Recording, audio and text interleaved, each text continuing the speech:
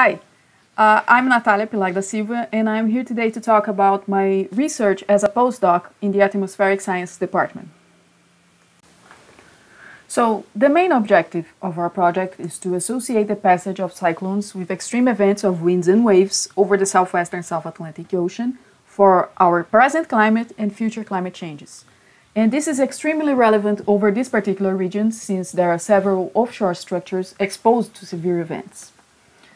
The first step we must take to assess such conditions in future climate is to choose a proper global climate for study. In our case, we will investigate both HAGEM and MPI models under different representative concentration pathways.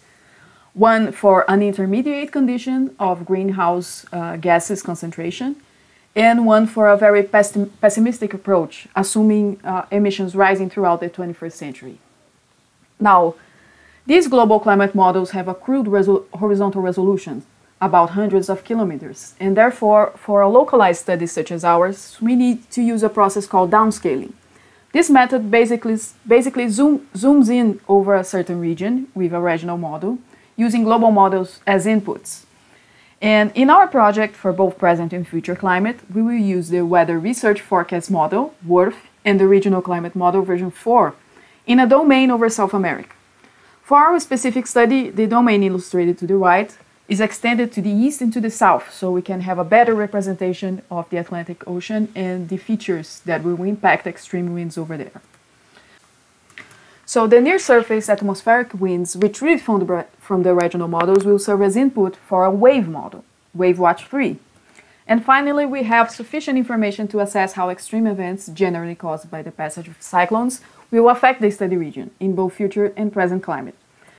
So before we analyze the climate in the future, we must assess how our model performed in past conditions. And in the following slides, I will show you how the simulation for the present climate with the WRF model using the CFSR reanalysis represented the wind conditions over our study area.